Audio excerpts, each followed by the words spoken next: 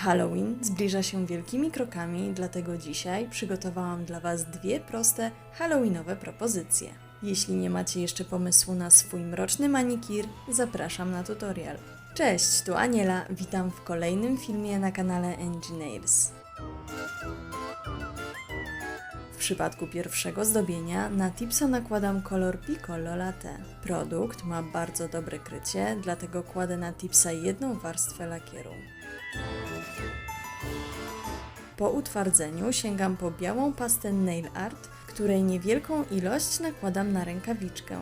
Delikatnie cieniuję kolor, zaczynając od strony wolnego brzegu. Wykonuję szybkie ruchy palcem, przesuwając go ku górze. Następnie za pomocą żelu Arte Brillante w odcieniu Black Poison wykonuję cieniowanie od góry.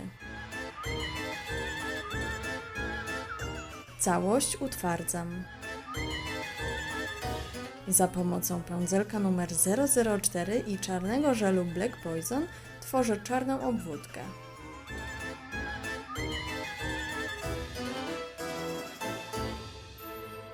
Następnie za pomocą pędzelka Aquarel Sting delikatnie ją rozcieram.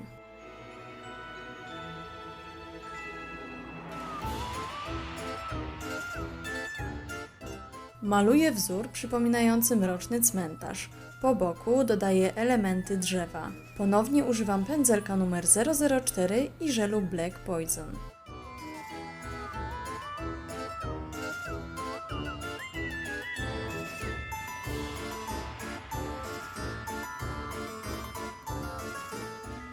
Za pomocą pędzelka numer 006 dodaję cieńsze gałęzie oraz ptaki.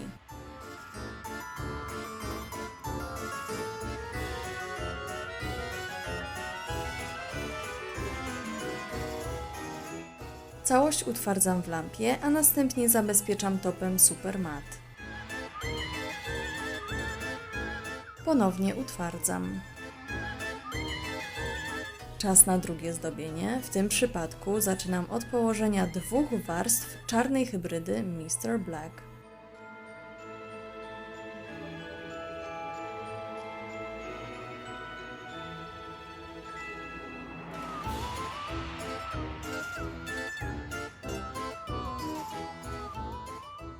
Lakier zabezpieczam topem Tip Top.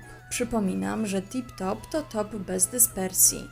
Ważne jest tutaj użycie topu bez dyspersji, ponieważ wzór nie będzie zabezpieczony już topem.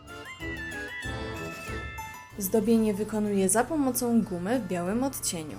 Za pomocą kopytka nabieram niewielką ilość produktu. Palcami formuję z gumy kuleczki, które następnie przyklejam do tipsa. Rozkładam kulki na tipsie w nieregularny sposób. Możecie także pobawić się tutaj z wielkością kulek. Dobrze wygląda zestawienie większych kuleczek z mniejszymi. Utwardzam gumę w lampie. Następnie sięgam po żele Rainforest, Ultramarina i Beautiful Monster. Za pomocą niebieskiego i zielonego odcienia oraz sondy maluję źrenice.